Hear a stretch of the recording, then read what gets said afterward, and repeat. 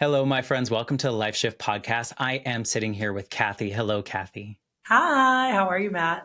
So good. Thank you for joining me. We just had a little fun when Cathy joined this little remote studio here, and we were like, "Why is her audio not working?" Turns out it was me. Yeah, my plug was not in, so I apologize for that. No worries. Everyone who knows me knows I'm like the worst thing for technology. Like anything I touch usually doesn't work, but I've been working really hard. So I was like, oh Well, and the whole time I'm listening to you, I can hear you. You're telling me all this stuff. You're like, it's been a rough season. There's a lot of things that are happening. And I'm like, yeah, that must be your fault too. Meanwhile, it was me. So this is how we be vulnerable here on the Life Shift man. podcast. Yeah, let's do it. Well, thank you for being a part of the Life Shift podcast. This show, I never knew I needed this show. When I was 8, my mom was killed in a motorcycle accident, and my dad had to sit down and tell me that she had died. I was visiting him. My parents live thousands of miles apart. And when he told me, that was like this line in the sand moment in which everything that I had dreamed about my future, that my family had probably dreamed about my future, changed in that moment. And because it was like late 80s, early 90s, nobody was really talking about like how to help an 8-year-old through grief.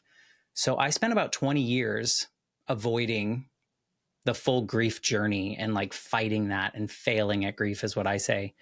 And the whole time I'm like, I wonder if other people have these line in the sand moments, life shift moments. Turns out people have lots of them. Yeah. But, it was just like, I think growing up, if I had heard stories of maybe another guy in his 40s making it through life after something like that, maybe I would have felt a little less alone or something like that. So now I've just had the pleasure of talking to over 150 people on the life shift about these moments. And it's just been such a healing journey. So before we even start the conversation, thank you for being a part of my healing journey through this conversation. I love this. And I love the focus on this because when we first spoke and you're like, do you have a moment? I'm like, oh my gosh. I'm like, yes. I can think of very distinct moments and some of loss and some of just change or moments of just like, oh my gosh, I've had enough where I had to really reevaluate, and I know that the stories of resilience through others and learning how others got through what they got through. I actually was just doing a coaching call with some of our clients, and we were talking about this very topic and like, when have you overcome something that seemed so challenging at the time that you did not think you could even get through, but you did, you overcame it. And what resources, what actions, what things helped you get through it. And we just had such a beautiful conversation. So just the flow of this conversation continues. I'm so grateful to be here and chat. It's so beautiful when we as humans get to the point in our lives. Some of us take a little longer to get there, but have the ability to reflect on these moments and think about the little things that we did, the big things that all the pieces of it, and not just dismiss it as part of life, but actually like really reflect on it and think about it. And what I hear from a lot of people is like, oh, well, coming on your show, it really forced me to think like to the moment. Was it a phone call? Was it an email? Like all these things. And I think that's like a beautiful thing that we can evolve to as humans, is to have the ability to reflect on it and learn from it. Yeah, I love it. Well, thank you. I was thinking about this. I'm like, where do we start? And I was thinking about what was one of the most pivotal things that really shifted my mindset, like how I did life, like the decisions that I made. And I was like, what's the earliest that I could really think? I'm like, there's different things that have happened, but I really thought about when I was 23 still at the time. And this was a little bit before my quarter of a century crisis, but my best friend, who is my cousin or was my cousin, still is wherever he is up there. We grew up as twins. We were 2 months apart. We did everything together, everything we could. He lived in Puerto Rico. I lived in Miami. I had moved to Miami for school, and we kind of go back and forth. And I could think back like all of my like major milestones, things that had happened in my life. He was always there, and he was taken unexpectedly. He had a brain aneurysm, and we were supposed to walk my dad's wedding a couple weeks later. And one day he's calling me to ask me a question about the wedding, and I was like, I'll call you later. I gotta go. And I was headed to the Bahamas for a trip with some of our salespeople, and then I got a call while I was in the Bahamas, and he was just gone. I was like, what? And I remember that year in 2006, it was such a tough year, like going through that year, turning 24 without him, and really thinking about, like, I was like a zombie, I think, for at least like 6 to 8 months. Like, I didn't know what to do. I mean, he was my best friend. He was my angel. You know, the old school cartoons where you have like the little angel and the little devil on the shoulders. It's like in our world, he was the little angel. I was the little devil, you know, he was my balance. And I felt so lost. And it really, for me, it was like he was my angel on earth, you know, and he was just gone. And I remember during that year, you know, just thinking all sorts of things. A big one was like, wow, like if I'm gone tomorrow, like what mattered? Right. Like, What do I leave behind? What? yeah, and what's important? You know, I was in my youth, I was chasing success, money, all the things, right? And I was working my tush off, I was building, and then this happens. And I remember thinking like, wow, like I felt so paralyzed. The only thing that got me through that year was the fact that he set out to help me break an all-time record that year. And during Christmas break had come over prior to that. He passed in February, and he had come over during Christmas break and helped me advertise and put out cards, do all these things. And, you know, he was like, I want to help you have your first $1 million year. And, you know, he was so invested. And part of me, and I remember, you know, my father and others be like, he helped you. He was so excited about seeing you do this year. And he's still watching. And I was like, okay. And it kept me going, but it was tough, you know, and really that's where, for me, the introspection, intentional introspection began in my life, where I was like, okay, I got to go in and see what's happening and what's actually important, and not live life just going through motions. And we can go wherever you want, but that was like the first thing that made me go, whoa, like I need to really look inward and really make some decisions before I keep taking steps and keep going on a hamster wheel. Was he the first person that you lost that you were close to? When I was 12, my great grandmother, who was like my mom, she raised me since I was little. She was my world. When I lost her, that was a really tough time. But I think her being older, it was more normal, even though it was really tough. And so then the next for me was my cousin. You know, unfortunately, 7 years after that, I lost my sister to a car accident unexpectedly. And so, yeah.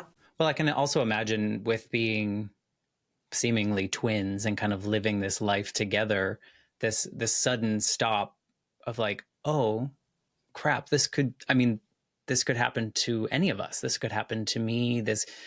And something that you said really resonated with me, and something that I internalized. And I think it probably, society with my trauma itself, is I got on this like checklist of society. Like, I was supposed to graduate, and then I was supposed to go to college, and then I was supposed to get a good job, and then I was supposed to get promoted. I just felt like I was doing things because someone put out a list and I was supposed to do it, right? Right. I didn't, and because I had that loss early on, I didn't have these feelings that you probably got stopped in your tracks and were like, am I doing this for the right reasons? Am I doing this for him? Am I doing this to make other people happy? Is that kind of what was swirling around in your head of like, Yeah, it's just, I felt like I was missing out on so much, you know, like I started my business at 21, well, 19, but really once I graduated, like I've had my business for 23 years now. And in my early years, I was working my butt off. I was trying to break all the records. was that the goal for you when you started? Like, you just wanted to be successful and that's the route you thought? Or was it you were super passionate about what you were doing, or both? No, my family grew up very low income, and I didn't want to be poor. Like that's what drove me initially. But then it was like, this is so empty, you know? And that's where, when I was 23, 24, I'm like, I'm chasing after money. I haven't spent time. My cousin kept trying to get a hold of me. And I'm like, I'm working, I'm busy. I'll see you later. I'm busy. I was heading to the Bahamas. I'm like, I love you. I'll call you when I get back. I'll see you at Dad's wedding. Like, you know, We have all the time in the world. And then I never got to talk to him again. Right. Yeah. Because when you're that age, I think you think you're invincible. Well, you're invincible, but also you have more time. There's always tomorrow. Yeah. And then there isn't. For sure. Exactly. And that's where my worlds collided, and I went, whoa. You know, like I've been working hard for late, doing this for later, and it's like, well, one, I'm not promised later, right? But then it became more about like things shifted of living an intentional life. Like that's where my, like anyone who knows me, I talk about all the time, intention, that like do things with intention. Like you get to build your life by design. You get to choose what you do. And there are things we cannot control, but we get to choose how we react to them and what we learn from it and how we carry the torch. For me, when my cousin was gone and then my sister was gone and people that were making a huge impact, and how I wanted to carry that torch and utilize the days that I still had here. Like, I just feel like there's so many people that are living, but they're dead inside and they're not like living life. They don't enjoy their lives. They're miserable. They're just going through the motions. They're doing the checklist and they're not really in a place of joy and bliss. You know, I can look back and understand why so many people would be like, I'm just going to go and take off and, you know, find myself and travel for a year, you know, because you get in this, like all these expectations from the outside world, whether that's family, that's school, that's society, or a combination of all the things.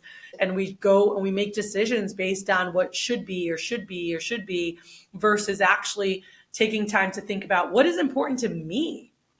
And like 10 years from now, like what would make me so happy to celebrate this past decade and like what I've done, who we've helped, you know, where I am, how I've impacted, how I've, you know, family, whatever's important to you.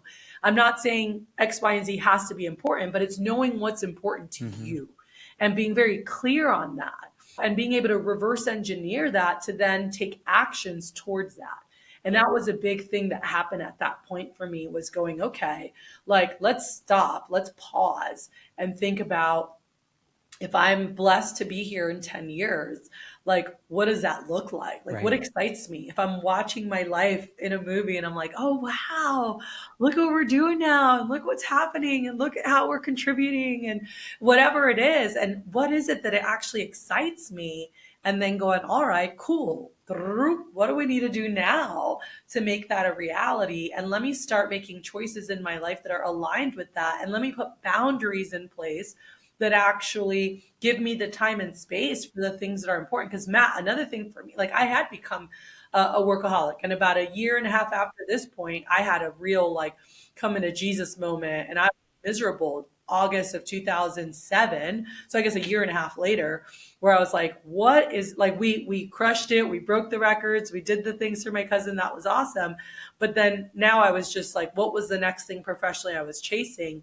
And I had to really reassess again and go, okay, this is not as important as, because I'd let my health go to crap and I'd let other things, you know, go down the drain that were super important. And so that was a kind of like built off that, because it kind of started in '06 thinking about these things. But all I could think about was, I need to hit $1 million for him. I need to hit $1 million. And we did that year. It was probably a blessing though. I mean, I feel like it's, you know, it was probably something you needed to like keep you above water so that you could just exist. Sometimes like, I hear so many stories of people that are just like, you kind of floating through and you're doing what you know how to do, even though you were kicking butt and like doing the big things that a lot of people be like, dang, that's like impressive.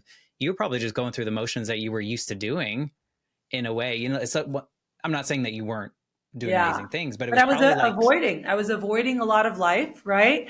But it probably helped you. It definitely did, right? If not, I would have just been in a ball crying, probably. What triggered you to change?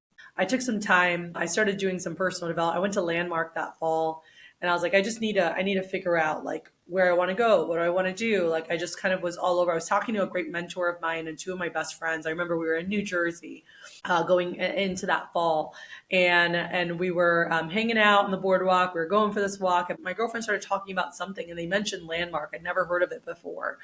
And they were like, oh my gosh, this, that. And they were using lingo that I guess they utilize there with training and different terminology that I just wasn't familiar with. And they said, oh, how about you, Kat? What are you with? I said, I have no clue what you guys are talking about right now. And they said, you've never heard of Landmark Education? And I was like, no, I haven't. And they were like, oh my gosh. They said, well, it's an incredible like personal development and really self-awareness type of, and it's been around for a long time. They still run seminars all the time. And it's really understanding. They're like, people go to just get to the next level, no matter where you're at. They're like, you're going to meet people that are multi-millionaires that pull up in Ferraris and they're just looking to get to the next level in their personal lives. You're going to meet people who are just getting started, I don't like, it's such a wide range, but no matter where you're at, it helps you unlock and get to that next level. And I'm like, well, what is it about it? Like, it's really understanding everything that's made you who you are today, like being really self-aware of why you are the way you are, the choices, the environment, everything that's shaped and molded you, and being able to take ownership of that to go, okay, wow, I didn't even realize that, because we start going, oh, this is the way I am, this is the way it is. And sometimes, as we don't take time to really look back and go, oh, wait a second, like there were things that happened in our youth and we reacted certain ways, and these things help shape and mold who we are today. And I think that with that level of knowledge, there was a different level of empowerment of going, oh, I do have the ability to change my future or create what I want, and not just be an autopilot. Because I think at that point I'd also been like, oh my gosh, I'm becoming my mother. Like, and there were different things that I wanted in life. And again, it came to the self-awareness and really understanding myself, getting clear on my personal like vision and who I wanted to be and where I wanted to go and what I want to be known for, regardless of the time I had on this earth. I was like, whatever time I have here, like I want to be able to feel good that I'm utilizing the days, to move my family forward, to move my community forward, my faith, in different aspects that were really important to me. That just completely shifted how I did life. Before that, it was like chase, chase, chase, and then autopilot on the things I thought were important. And then that shifted to, okay, what's important to me? And then taking a healthy look every year after that. And when things transition and when things got lost and going, ooh, okay. Yeah. When you get stuck in the cycle again, you just kind of, you have to stop it. It's funny that you're saying this and your story is unfolding like this, because when we first started, I was like, how lucky are we when we're able to reflect? And you're like, I did this in my 20s, and I did this program which was all really about dissecting and reflecting on the things that made you, because you're going through regular school, like we all go through regular school, we're not taught to think about those things. We're just like taught to be an accountant. We're not taught many life skills. Correct. Like how to balance a checkbook. It's so beautiful in a sad way that your life unfolded in that way of loss, and like it forced you to this beautiful opening of like how something so tragic can bring you to a place where now you have the tools to be able to design the life that you really want, not the life you thought you wanted, but the one that you really want, and create that, and probably create a better balance. I'm hoping sounds like you were a workaholic. Did that go away when you started to reflect? Yeah, it still comes back in spurts, but I'm much better at my boundaries. No, I travel probably 6 to 8 months out of the year for about a decade and a half, which is nice. So we shifted a lot of things, and that came through the years. But I love my work. I love what I do. I love how we impact, but it's shifted from, at that point, really figuring out, okay, what do I want this to look like? What's important to me? Starting to integrate some of those things, then seeing myself get lost in the shiny things and winning this and this award and this money and whatever. And then going, whoa, whoa, whoa. I'm still not integrating all that's important to me, and, really sitting down a year later and going, all right, I need to really think through. And I was blessed to be introduced to Matthew Kelly at that time. And he wrote a book called The Dream Manager. And really that clicked and forever changed my world. Everything I've done in my business since then has been around this. And it gave a structure to what I was starting to do, but it was really more of the vision part. I think that being young, I always knew what I didn't want and what I was running away from. And when I was working hard, it was not to struggle like my family had, or not to, not be able to do this for my kids, right. Or, money and time were very scarce growing up in a low income family. And so this was something where all of a sudden I was like, oh, wow, like, what do I want? Like, what do I really want? And like, what would feel really good? And so I think that in 2006, it was more of like, whoa, like what's important, and I think that was more the question. And as I was still dealing with that a year later, then it was like, well, what do I want? Like, what Mm. excites me? Because I thought I wanted all these accolades and all these things, and I got them, and like, I'm not happy, Right. and I miss We all my find that out. family, and I miss people that I love, and I've alienated people that were close to me. And so what do I want, and that is still today. I mean, that's the book I published 6 years ago. That's what I've taught for over 2 decades, but it's been really getting clear, because to me, anything you're doing, everything you're doing, I help people start at scale companies. It started probably 18 years ago starting businesses, and then about 12, 15 years ago helping a lot of businesses scale businesses. And then the past decade has really been focused on more helping owners be a real owner and not just a full-time operator, right? And that was a big shift for my life, of understanding like I can let go of the reins, I can have the proper infrastructure, I can have this, and I can have time for the things that matter. Because that was a commitment I made early on, and it was reinforced when my sister was taken from me in 2013. There was a car accident and she's gone. And that was a huge shocker. She was 28 years old, and it hit us all really hard. She was my roommate at the time, and and it really hit again, of like, make sure that you're loving the life you're living as you build for the future. That's hard. It's hard. I think, especially with society, because we see, like you pointed out, these shiny things and we're like, look how happy they must be. When in reality, I'm sure a lot of them are quite miserable in some of the, in some situations. Right. And to be able to figure out, like, no, when all is said and done, what do I really want? That's a big question. Are you able to answer that in a way to yourself? I mean, you don't have to tell me, but are you able to answer that easily now that you've practiced it for so long? For sure. For sure. It was harder at first, I would and imagine. then it Yeah.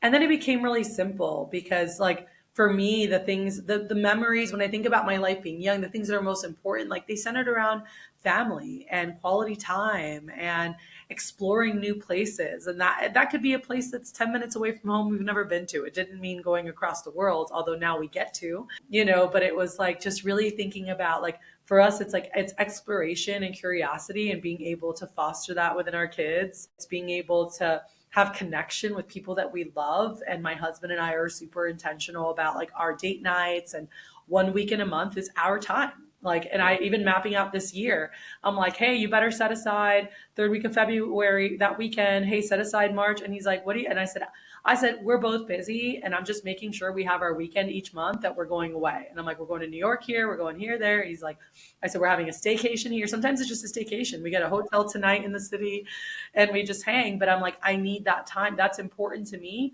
that if I'm gone tomorrow or something happens, like my husband we didn't wait till we got to blank to have that quality time. Every month we have a weekend together, every month, with no kids. And we connect, and we go away, for a week, at least once a year, usually twice, just us, and then we go away with the kids, and do something with them. But that was part of the plan I wrote down in 2007. I was like, I want to have 3 kids, which I have now. I want to be in a healthy marriage. I want to have regular date nights. I want to go out, because I saw beautiful marriages and I saw really shitty ones. And I knew that the beautiful marriages made time for each other, and they made sure they were intentional about connecting. And so it was like, all right, like I need to create that into my schedule, because it matters to me. And I don't want to see cheating and divorce and all these things that I'd grown up with. I wanted a different life. And so if I want a different life, I also need to act differently, than people that I saw that didn't have that, and be like, oh, I don't want to hang out with my husband. Like, I'm going to go, well, how do you expect that relationship to last a long time and be happy? We all know whatever you feed, whatever you water, whatever you take care of, like that grows. And so again, back to intention, but just like what's important to you, And creating and time so for it. creating time for it, Yeah. and I think that's the harder thing for me now, Matt, is the time piece, which I'm the woman people go to, how to get more time in your day. But like, I just had a third kid, I have a 6-month-old. And so that's been a little more challenging, where we're still fighting to have our time, but it's like, you take her or you take her, we're tired. We have and, she's not sleeping well. We're like, all right, we're getting a sleeping coach. We just talked about it the other day. I'm like, we got to get a sleep I know trainer. someone. Oh, awesome. I just was told someone else, I'll take all the recommendations and check them out. She was doing amazing and then had a regression, and we have not been able to get her back. So that has taken from our intimate time, in the evening, because one of us is with her or something. I'm like, all right, you sleep in, you wake up early, I'm going to sleep in. And we're like switching off.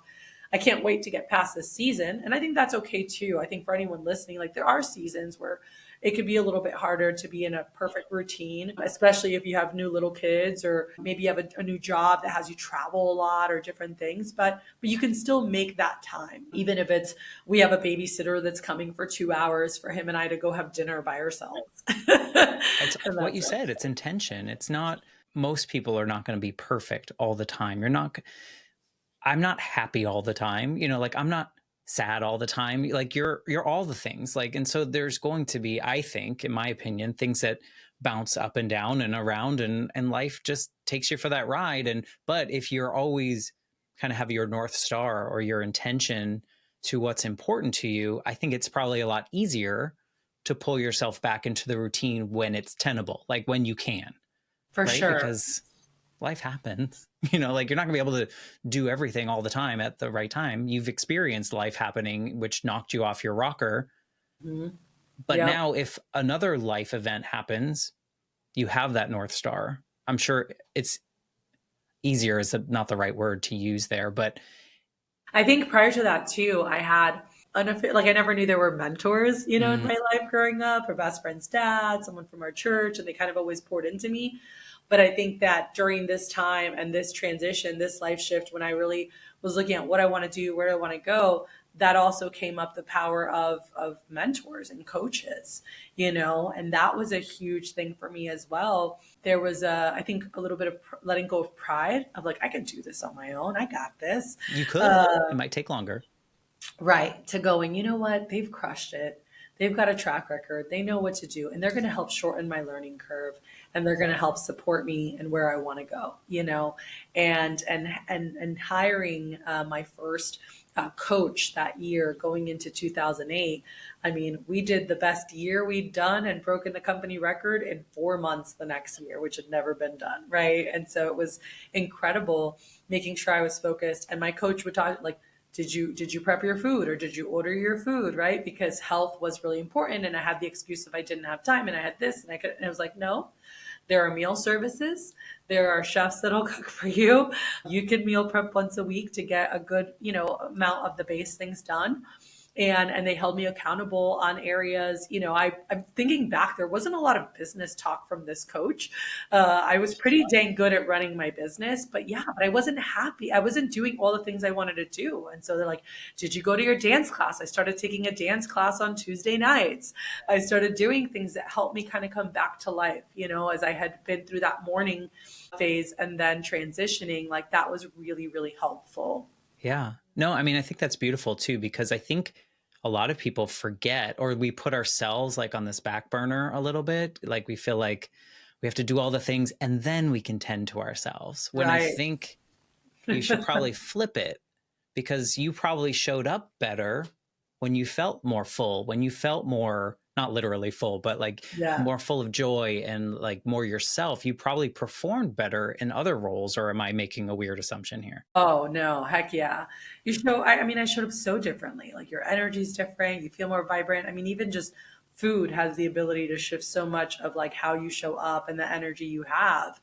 And I kind of got obsessed with that for a while, like learning about, okay, what's this and what fuels me? And, even now, like I love, and I have a buddy that I'm helping with is like biotech company, because I'm obsessed with longevity. And I'm like, I'm an old mom. I had kids. I started having kids in my 40s, but it's a lot, right? And our energy is different in our 40s than it is in our 20s, right? And I'm like, I've got three little humans under five, and just being able to look at those things and knowing like, wow, there are some little things that make a really big difference. And even for myself, like I know when I just roll out of bed and start dealing with the kids and stuff, like it's usually not the best energy that day, but when I can have even 10 minutes, like my husband did this morning, he's like, I'm taking the baby, you take time, and then I'm handing her off and it's my turn. And I just, I did a meditation. I did some prayer. He actually gave me like 20 minutes, did a little yoga flow. I was like, I'm not stopping until he comes back.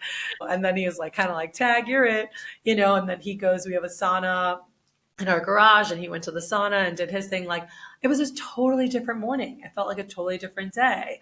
And I know that. I'm aware of that. And sometimes I don't do a good, like, and he's my accountability of like, hey babe, I need 10 minutes minimum each morning. Would I love 2 hours? Oh yeah. Those days right now are on pause. But if I can have 10, 15 minutes to myself, and then I can schedule time later, it's easier for me to work out later and stuff, just because I've got 3 littles and the mornings are pretty busy. But just that time to center and to go about the day with intention, to just review my day and know what needs to happen and not be like, what's that? But just know what's going on. It just feels different. And people feel a totally different energy than when I'm like, okay, so, and I'm like frazzled, reacting to the kids and businesses and whatever fires need to be put out. Like, that's not a fun way to live. Well, I feel that energy through this. Like, from you, I feel, I don't know, it's like this centered, like, I know who I am. I know what I can put into the world because I know what I'm putting into myself. And like, you can feel it. Like, there's this aura that you have because you do that. And I know it was probably a lot of work to become this version of you, right? Like, there's a lot of practice that has to come along with that. You have to trust yourself that you're making the decisions that make sense. Because I think at first it's probably really weird, like, to do some of these things, right? Like, was it when you were transitioning into this refocusing? It was. And it was really hard because my friends and family thought I was a little bit kooky, like they're Makes it like, harder. just like go to church, you'll be good, right? Like, I grew up in faith, and I'm like, yes, and there's a lot more than that, right? Because there's spiritual energy for sure. And whether you get that from meditation, you get that from grounding in nature, you get that from prayer, personal Bible study, whatever it might be for you, there is spiritual energy. But there's also mental energy, and there's also emotional energy, and then there's physical, which a lot of people just think it's the physical aspect. And I did too in my early years. And we're like a cell phone, and throughout the day, battery goes down, we go to bed, it recharges, we go again. And I didn't realize that although that is the foundation of our energy, and one of the most important aspects, our food, our sleep, our exercise, right? Like the foundation, the physical energy, like there is a lot to be said about emotional energy and how happy you are, like the quality of your relationships, the quality of your life, and really thinking about what are the things that make you come alive. And I think that, losing my cousin and that life shift, it wasn't just let's go on autopilot. It was what do I love? I love dancing. I started dance classes, like I love going out to eat, and I made contests for myself and set a budget to try a new restaurant, monthly, or at one point it was weekly. My accountant's like, you can't do this weekly. But that's something that like excited me, going on trips, seeing the world. I love travel. And that was something that really excited me. So I would create goals for myself and for my staff, on different quarters or years. And if they did this for the year, I would take them somewhere really cool. Like my operator that was with me for a decade, I took her to the Olympics in Rio. We had a big goal and we crushed it. And I was like, we're going, and it's fun, like bonding. And so I figured out, like, for me, like finding like whatever it is, like I have friends who hate travel. And then I have lots of friends that love it. They're just like, I just rather be home. I don't like to deal with airports and packing. And, that's their thing. They're more homebodies. Like for me, I'm like, home is wherever I am with my family, and like the world is my home. Like I love traveling around.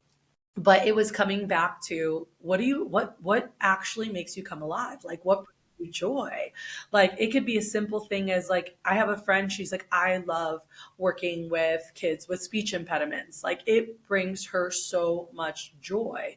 And she has all these like things she comes up with and exercises. And obviously she became like a speech pathologist. But even when we were younger, she's like, I want to, like, she would volunteer at the church. She would volunteer to just like work with these younger kids. And it just filled her cup.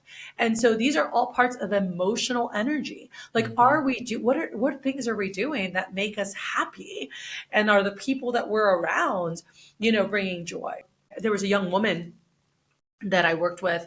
And, she was always in relationships. And when she was single, she was really sad and her emotional energy was really low. And all of it was based around a person that she was dating. And I'm like, that doesn't need to be where your joy comes from. It can bring joy. It could also bring a lot of pain. But like, what are other things that, and she's like, well, I love community. I love being around people, and through that, she created a community of single people getting together, like they get together once a month now, and she has so much fun with that and leading this group. And it was like it was like, what is it about? It's companion. So it's not the guy. It's just, you love curating experiences. You love company. You love being able to do all these. So how could we create that without it being tied to a partner? And then if you have a partner, that's bonus that you enjoy doing those things with, but Yeah. create your life where you love what you're doing, whether someone's there or not. And then looking at the different components, like the mental energy aspect for me came just really looking at whether I was interrupting myself too many times in the day, learning how to time block, learning how to prioritize, learning to focus on 3 main objectives for the day, and anything else was bonus, versus the anxiety of, I got to get it all done. Business owners out there, come on. Like, when is it all Everyone done? has their checklist, you know? That keeps going and going. Yes, it never ends. No, I think, a couple things, and I know we're running short on time, but first, how lucky your kids are to learn from you and your husband in chasing life in the way that humans were designed to chase life, and not the way that you and I were growing up to learn how to do. We were taught to be successful, or you were chasing away from being in low income. You wanted to have more income and that kind of stuff. I think it's so beautiful that your kids are going to have you as this example, you and your husband as this example of like how to have a healthy relationship, how to communicate. I'm sure things go poorly in your house every once in a while, and you communicate about that. Like, it seems very nice in there. So I just want to express how wonderful that will be for your children, I think, from my Oh, perspective. thank you so much. Like, that makes me actually teary eyed because, ooh, man. But imagine if we had that growing up. I'm not to say Right. that our parents weren't good or anything like that, but it was just how society was. We weren't really designing our lives in the way that we wanted to with what filled us up. It was like, you could Right. be an accountant, you could be a lawyer, you could be a business owner, and then Right. we just chased it. So I just love that you're putting that example out there. One thing that I really is still stuck in my mind of something you said earlier, and I wonder if you use this with people you talk to, or if people listening can kind of think about this, is when you said, if I was watching a movie about my life and I was getting jazzed about, look what she's doing now, or look who she's becoming, or all these, that is so profound. Is that something that you talk to more people about, or is that just something you randomly said? No, that's something that when I sit down with coaching with, business owners or solopreneurs, that's kind of the first thing I like to do is really think about that, because everything, how you structure your business. And I've been a business coach for a long time. So when it comes to business, I'm like, I do not dive into anything business related until I understand what excites them in terms of what they want their life to look like, because you're going to structure the business differently based on that. And I have 2 clients who do the exact same type of work, but how they do it is very different, because one of them is a homebody and she wants to be in person with everyone, and she has a studio locally and she has all these things. And my other friend who's in the same line of work is excited about teaching yoga in every country around the world and being somewhere different every month for the next 30 years. And that excites her. And so she has an online practice and how she set things up, right? Because that matches her vision for her life of just traveling the world, serving people, meeting all different cultures and communities. Where the other one is like so stoked to be the pillar of her community and have a place where people gather. And is either one right or wrong? Absolutely not. They're both absolutely beautiful, but it's what makes you tick. So knowing like that 10-year vision, and like for 5, you're just like, what is that? Your business in its adult stage is normally like your life 5, 10 years from now. Like, I mean, we're there. We're where you want to be, whatever that end goal is. What does it look like? What is it? And knowing I that, want to because watch the then we can, movie. yeah, watching the movie, and it's like you're watching a reel and you're like, wow, like, what are you celebrating? Like, who are you with? What do you do? What does your day look like when you wake up? And then being able to reverse engineer to make sure that the decisions we're making as we create the infrastructure for their business are in alignment and are going to build towards that and creating the life of their dreams. I mean, I love it. I think it's so powerful, and it has me starting to think differently. So thank you for that. I like to ask my guests if they could, if knowing what you know, the Cathy that exists right now in 2025, I'm sure you'll evolve from here as well. But if you could go back to the Cathy that was hung up on your cousin because you had to go do something and you weren't able to have that conversation, is there anything you would want to say to that version of Cathy? Because I think she might need something. Slow down, like slow down. I think that we try to go through life too fast and we miss so many beautiful moments around us. And whether that's just a sunset, that can bring so much inspiration, or a cousin's birthday party, or, a night out with friends that really fill your cup, and maybe a Bible study, like just slow down. There are some big things out there and things that are so important. And you're moving so fast that you might be missing these beautiful things that could be so life-giving around you. And so that's something I wish I would have heard back then. Yeah. And at the same time, you think of her and she's running from, she didn't want to grow up in the way that she grew up. Like she didn't want to be older and like have money problems. So you were still like trying to save yourself at the same time. It's really challenging. I think it's beautiful. Thank you for sharing your story. Thank you for what you do to the world, because if there are more Cathys out there because of you, all these kids that are now being affected by their parents being just more designing of their lives and filling their cup in appropriate ways, it's just like the ripple effect is probably immense. So I hope you recognize that. I hope you see that, and it brings you joy in that way as well.